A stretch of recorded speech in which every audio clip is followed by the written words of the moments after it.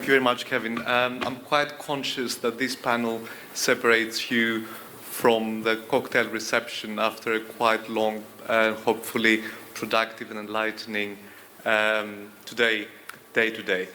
Let me crack on that. In no particular order, let me present to you the panel members today. On my left, I have Dimitrios Tzavaras, Head of Shipping of Hellenic Bank, followed by Nicholas Pavlidis, Head of Shipping of Bank of Cyprus, Christos Xygkakis, Manager Shipping Department of AstroBank, Jan William Denstad, CEO and founding partner of Soul Projects, Michael Burgess, Associate Director of Ascension Finance, and last but not least, Constantinos Milios, Head of Shipping Finance of Eurobank Cyprus. I would like to give some general framework of today's discussion in which shipping operates these days. We have heard previous speakers and panel members talking about high inflation resulting in high cost of capital, the increased volatility in the market, and a great deal of uncertainty following failures of several banks in the US and Europe, and the geographical tension. So this is the general framework in which we will try to explore with my panel members here, my esteemed panel members, what the finance options are in the Cypriot market.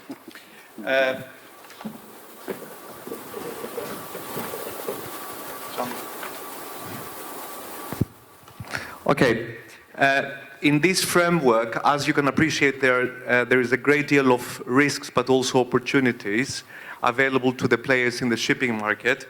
I would like to extend the first question to Dimitrios, and we would like to explore the opportunities that he sees this year for the ship lending globally, and more particularly in respect of the Cypriot shipping market.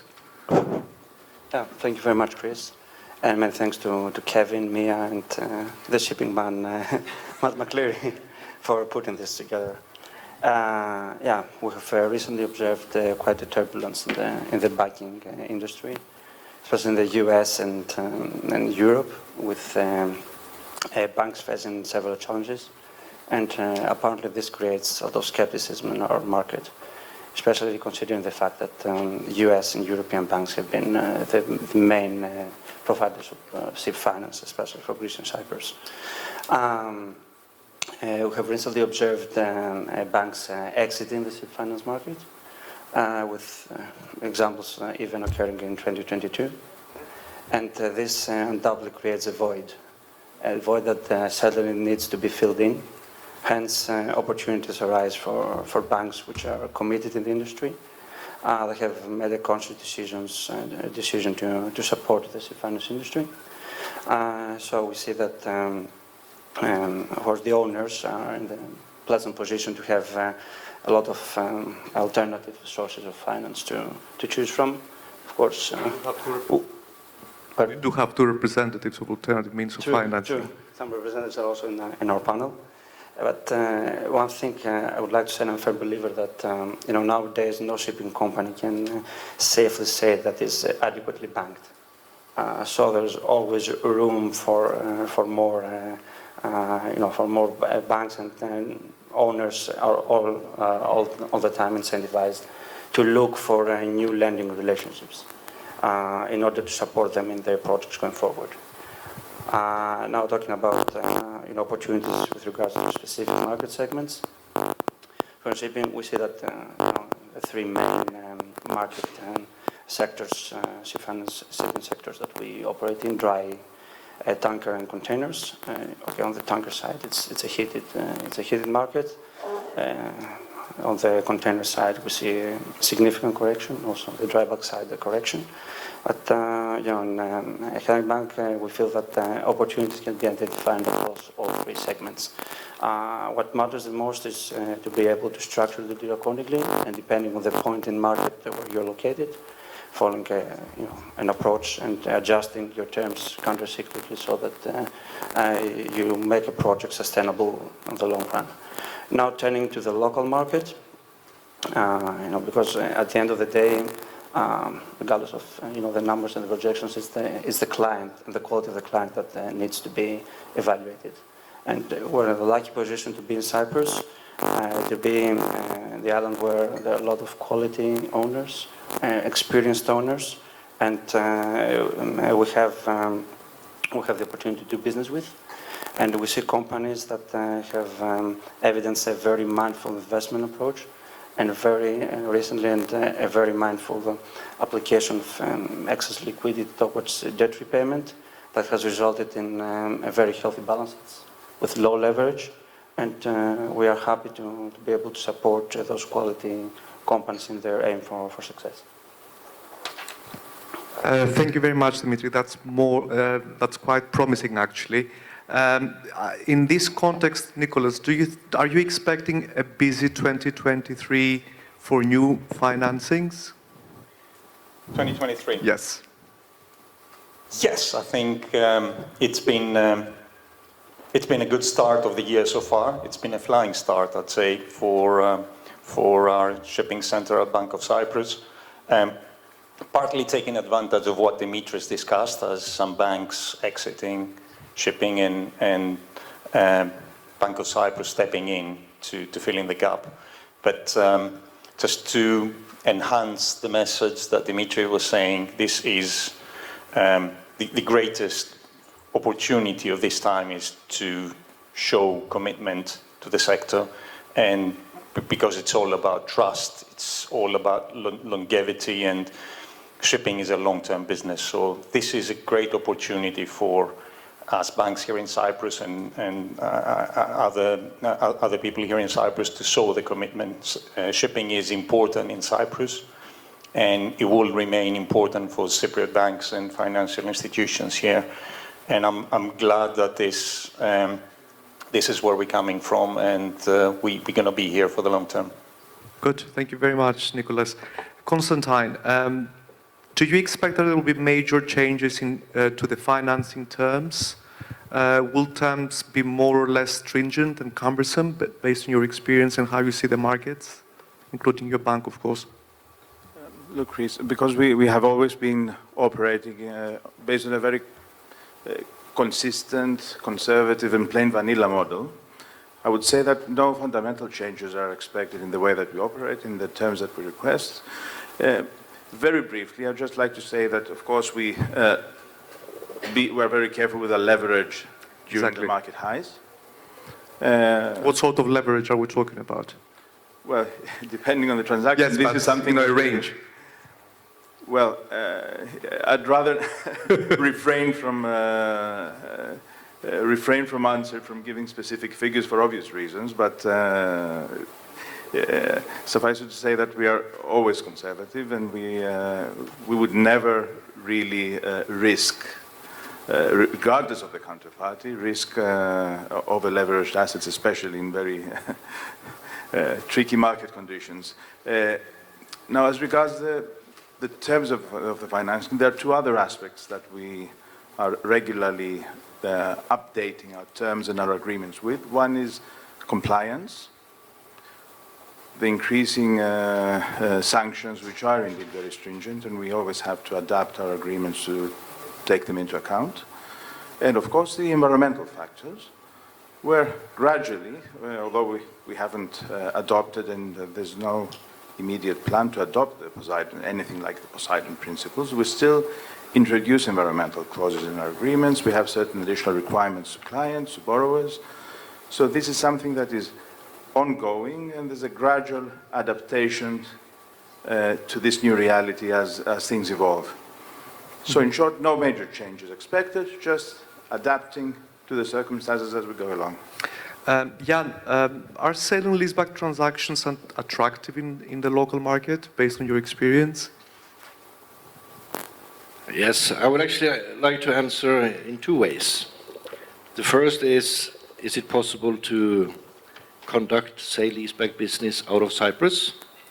And we have been here now for 10 years, and it has developed to become the main engine in our group. I'm really impressed with the cluster you have in Cyprus with very intelligent, hardworking people, which are empowered and willing to work hard. So from that angle, definitely. And when it comes to find projects in Cyprus, the answer is also yes. But in Cyprus, like in any other market, when we do transactions, we have a focus on who is the counterparty in terms of financial strength, track record of management and shareholders, the fleet they have, employment, direct links with end users, etc.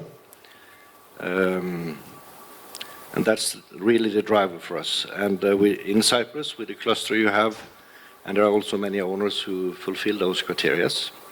So we would be very interested to expand our business with local ship owners. That's very promising. Thank you very much, Jan. Michael, could we expect a shipping downturn in the near future and resulting in defaults and restructurings, in your opinion? Thanks, Chris. As the relative newcomer, if I could just take 2 seconds to explain. So Ascension Finance, we're an alternative lender. We typically offer loans between $10 and $50 million. Traditionally higher LTV, non-recourse financing. No is the short answer. Echoing, building on from earlier panelists during the course of today's conference. Again, we believe it's a supply-side story. There was quite a lot was discussed earlier about the order book. We would echo everything that's said there. Even in containers where comparatively higher numbers of vessels to come online, the actual numbers are still quite low. So no, we're positive there. We also think that ESG has still got a role to play. Conservatively, it's going to mean at the very least that vessels are slow steaming, reducing the number of vessels available for employment. But also, to take it to a more extreme level, we may start to see vessels coming off the water just with higher operating costs, higher dry docking costs, and vessels not meeting the ESG targets. The demand side we also think is similar, as positive, but perhaps less interesting. Of course, so still mindful as to the volatile nature of shipping. We keep an eye on that. But to the extent that there is an unexpected downturn, we also think that as a finance community, we're perhaps writing slightly more sophisticated facilities than we were maybe in 2004, 2008, maybe in 2014. LTV is adjusted perhaps to where we are in the cycle, and also there's quite a wide array of credit risk mitigation tools available to both lenders and financiers. So, in short, no, we don't expect widespread defaults and restructuring. Thank you very much, Michael. Christos, after this positive outlook, in your view, what are the 3 key major concerns that you have? Thank you, Chris. Well, highlighting the risks we have already highlighted. Nothing I think that hasn't been mentioned already today. I mean, if I had to pick 3, I would start with high interest rates today. I mean, interest rates for dollar are, in excess of 5%. Last time we had such high rates was before the great financial crisis, I think in 2006, 2007. And of course, the world economy back then was in a much different state, or at least we thought it was in a much better state. Now, when you add to that the lending margins, which, they are also higher than what they were back in 2006, 2007, then overall cost of capital becomes quite high, and it's a greater part of the break-even. So, I'm a bit concerned that in case of a market downturn, the debt service could become challenging for certain owners, for certain types of ships. Another concern, again, would be, world economy and the global financial systems. It hasn't been. We've seen banks failing in in the US and in Europe. So in case we could have another incident involving the failure of a bank, the effects of which would spill over to global trade, that would negatively affect shipping, much like we had back in 2008 when with the demise of Lehman, world trade came to a complete halt and rates crashed. A third point for me would be, given the failures of the American banks and Credit Suisse, we've been hearing a lot about increased regulations and from central banks and regulators. Now, I have the feeling that regulators and central banks do not fully comprehend shipping finance as a business. So I'm worried that in an environment where there's tighter controls, shipping could be targeted, and ship finance, could be targeted. And shipping is a critical business for the economy. So, and the share of European banks over the last few years has been decreasing. The share of European banks in the world ship finance business has been decreasing, to the benefit of alternative providers or lenders from Asia. So, my view, we should be more commercial and not target shipping, but rather, not target shipping, basically. Yeah. Thank you very much, Christos. That was quite descriptive. Sorry. Yes, please, go Can I ahead. add to this?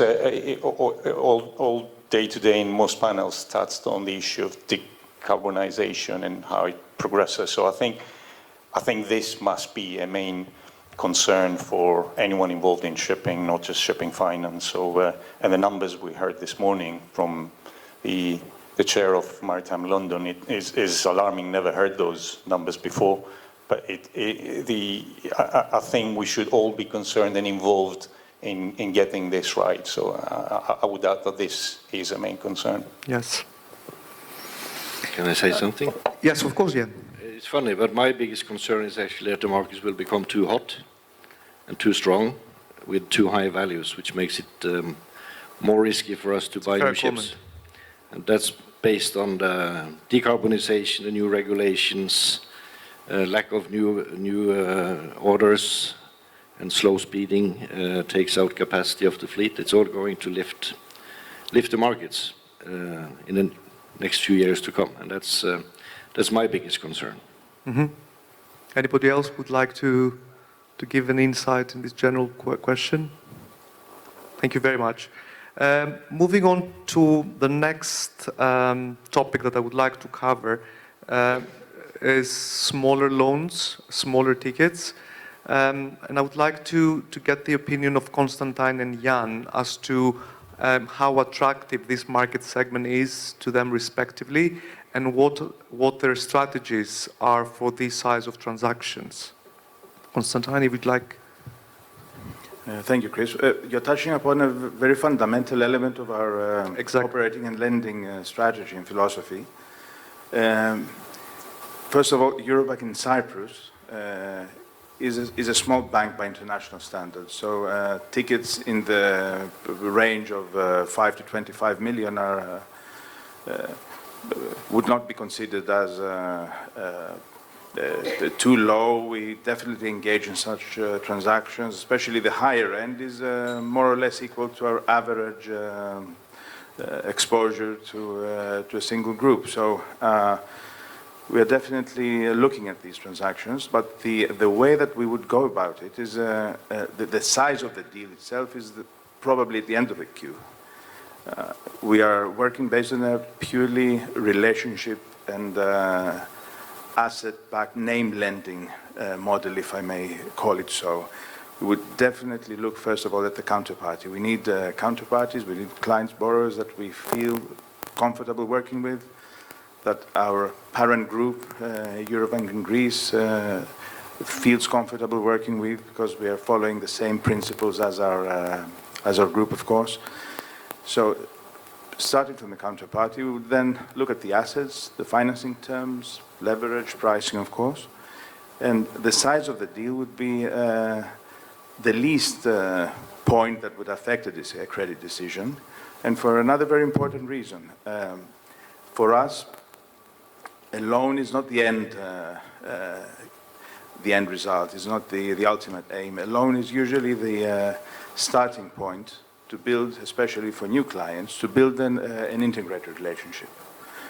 We would look at the loan as a building block to start to approaching clients for transactional business, for other commission business like trade services, trade finance, treasury, hedging products, and last but not least, wealth management services to the owners and deposits. So for us, lending is an introduction to a relationship that stands on both sides of the balance sheet and brings a lot more services and collaboration, a much broader scope of collaboration with our clients. So this would be our aim. We could engage in a small transaction with a very large and reputable group. We could engage in an equally small transaction with a company that's smaller in size, but it's very acceptable to our standards, and this permits us to rightfully ask for additional business. So the way would this is the way that we would approach this matter, and transactions which are smaller are welcome. To conclude, though, this does not mean that our size precludes us from engaging in much larger deals, because through our group, we have the luxury of becoming involved, having a participation in much larger tickets that normally, if we were in an independent bank in Cyprus, we would not engage in.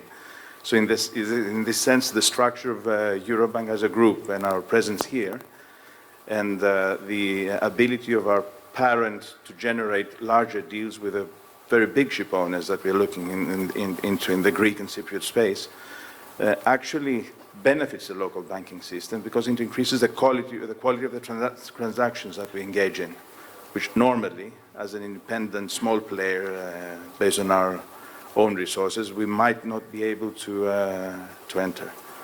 Thank you very much, Constantine. Jan, what's your view on that question? Yeah, I think the ticket size 5 to 25 million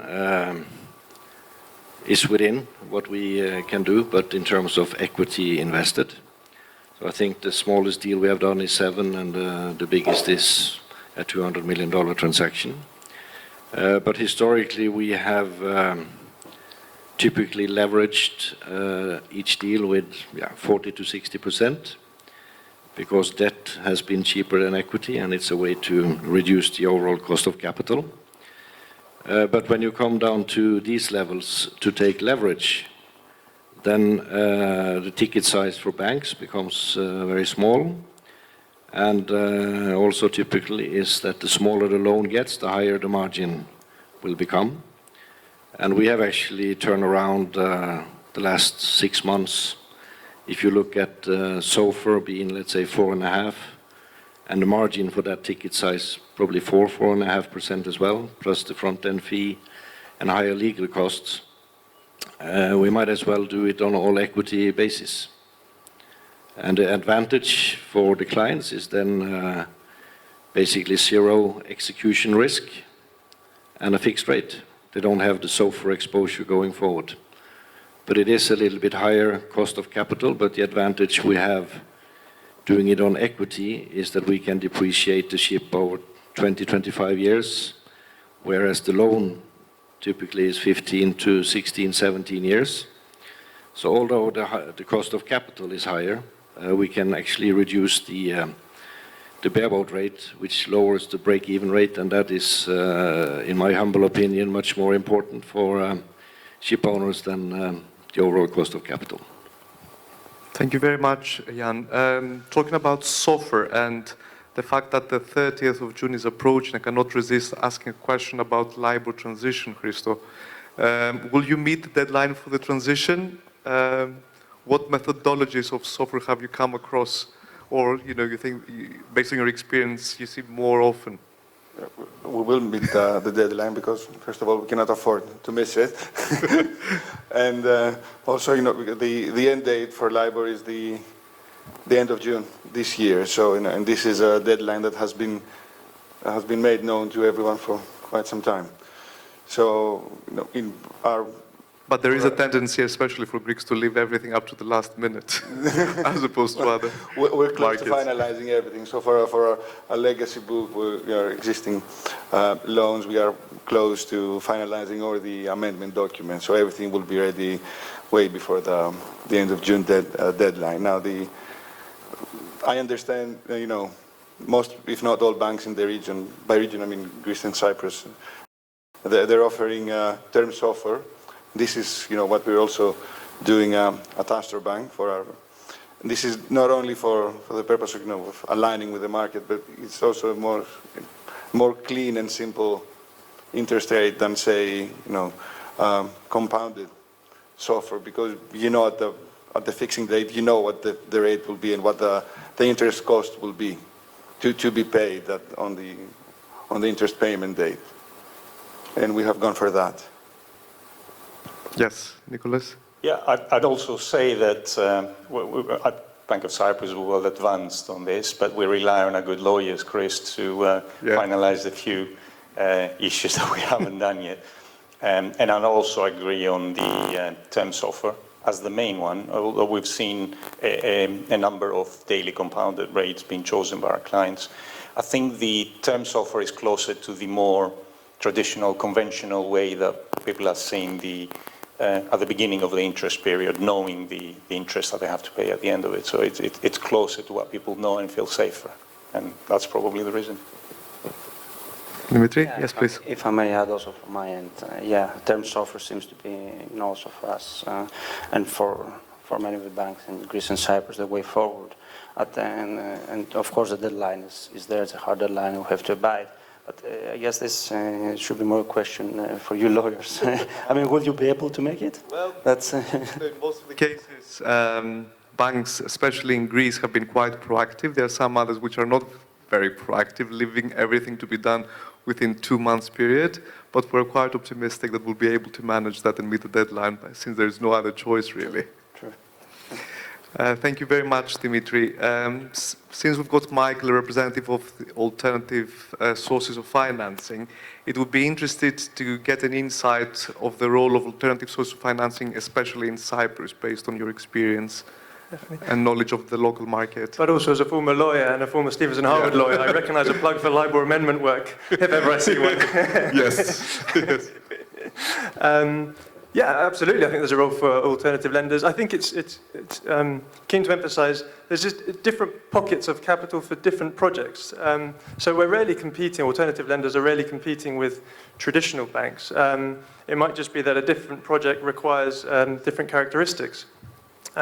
So in the alternative sector, we're often able to distinguish ourselves by having maybe a higher loan to value, requiring less equity from the owners. Maybe the owners don't want to provide a corporate guarantee.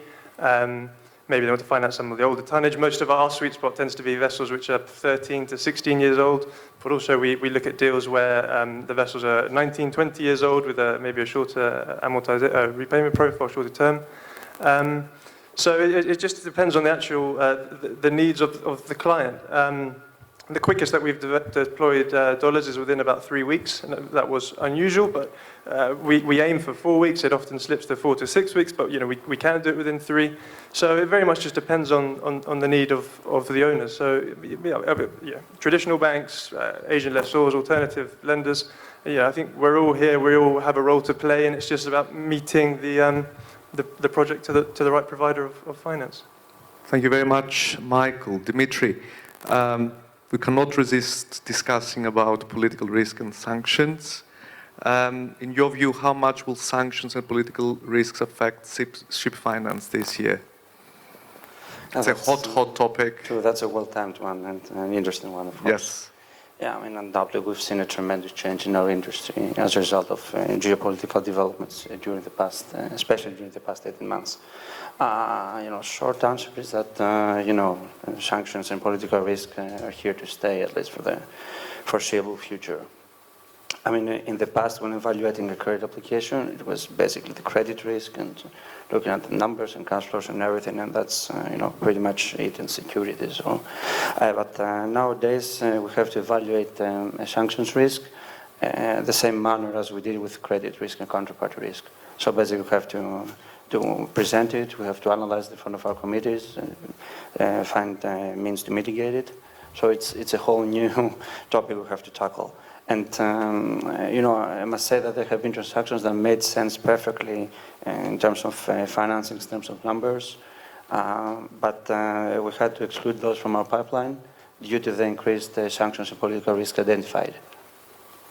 And I would like to highlight at this point that, this increase in sensitivity that banks present when it comes to sanctions and the sanctions risk, it's mainly due to the fact that also our regulators are tightening the framework day by day, which we need to operate. And you may appreciate that, being shipping banks, we operate in the international environment. We have to take into consideration, the sanctioning framework across the globe, basically. We extend financing in US dollars, meaning we have to be cautious of US regulators. There are correspondent banks involved. It's very important. We are Cypriot banks, we're European banks, meaning that we have to factor in also local as well as European regulations. And at the same time, we're financing assets that trade worldwide. So basically, we have to take into account UN, UK, and a whole variety of sanctions and sanctioning framework. And but I guess this is the arena we have to compete. This is the new world, and we have to adjust accordingly. And, if anyone only counted how many times I've said sanctions in this 3-minute speech, would. Absolutely. Yes, Nicholas. It's, as Dimitrios says, it's a daily part of our life now, and it's inevitable and unavoidable. And sanctions existed for many, many years, but the environment we live in over the last year or so, it's a little bit unprecedented. Shipping has notoriously, at many cases, benefited from a geopolitical unrest, if I call it unrest, the conflict that happens now between Russia and Ukraine, creating a more ton-mile and better markets, which we've seen for particular sectors. But I'm really concerned, and that'd be one of, if you had addressed the issue of the 3 concerns for me, for the future, that'd be a main concern, where this will end up in terms of where will it end up. It has created inflation, it has created a lot of tension within at least European societies, and I'm really concerned where this will go. So unfortunately, just to come back to the question, it is part of our daily life, and we deal with this, it's a big part of our daily job. And last but not least, green financing. This is a very, very hot topic. I think it's been exhaustively covered or extensively covered by previous speakers and panels. I do know that green financing is not very tested or used in this jurisdiction, but on behalf of Bank of Cyprus, do you see an appetite?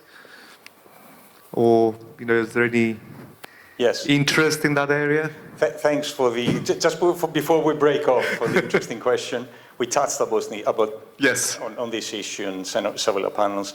Well, the short answer is that we haven't done any green financing, but that's only the short one. The long one is, well, partly because if you had asked me about the sweet spot, would be about the 10 to 20 million single ship or single asset financing, which is doesn't offer itself very much for the green financing that you referred to with the green principles. Usually the bigger transactions, there was in the maritime press yesterday and the day before, a $500 million transaction in the Far East, MISC, with 6 large ethylene carriers. This is a lot more relevant. The 5 or 10 basis points that you economize with the green financing is a lot more relevant. And I'm not knocking the green financing, and we would be looking at this, and we will be willing to take part on this. But our developing size, just starting, and the size of the individual transactions haven't offered themselves for us to do something. Jan? Yeah, the funny thing is that in the old days, when a ship was 25 years old, it had to go to the scrapyard. But we have actually seen now with some of our clients operating specialized vessels, industrial shipping. The vessels are extremely well maintained, have Cap 1 score. They turn 25, and then we actually agree that a very good ESG policy, I don't know if you can call it green, but that's actually to do life extension work on those ships and keep them trading until they're 30 or 35 years old, instead of scrapping and building new. And with lower speed and reduced emissions, I think that is that's actually quite a clever way of thinking ESG. Not 10 basis points lower margin, but use the assets longer. Anybody else would like to? Any questions from the audience? Any questions, please? Yeah, thank you. I will say something that Captain Panagiotis said in a similar event addressing a panel of bankers like you. He said, you're all too handsome and too polite for bankers. I simply repeat, and I believe this is the situation today. A question to the Cypriot bankers. Why do you usually are much more expensive in pricing, but also in the collaterals as compared to other traditional European shipping finance banks? Thank you. Let me take the question. In terms of collateral, I'm not sure I understand the question, but I wouldn't agree that we more expensive. It is a case by case, and we just choose to do certain transactions that may be more rewarding. But for the right transactions, we can be either part of a larger transaction as a leader or participant, or we can do bilateral transactions on our own in a very competitive terms. I think we can do. It's only a conscious decision. The smaller size of a bank implies a requirement for a better return. So you can position your market accordingly. It doesn't mean that you need to be more expensive. You can be as competitive as you need for the right transactions. It's only a conscious decision to position yourself in certain market. I don't know if you want to clarify about the collateral. I meant securities. Oh. Securities. Okay. We require more securities. More securities than the traditional. Yeah. Or is my impression wrong? Yeah, I think we completely on market and we're even more relaxed. For example, we don't most Cypriot banks, we don't necessarily require the recourse to a holding company, which has become the standard for the big European lenders. So I'd say we're a bit more relaxed on security rather than the opposite. Okay, another question, please. Yes, sir.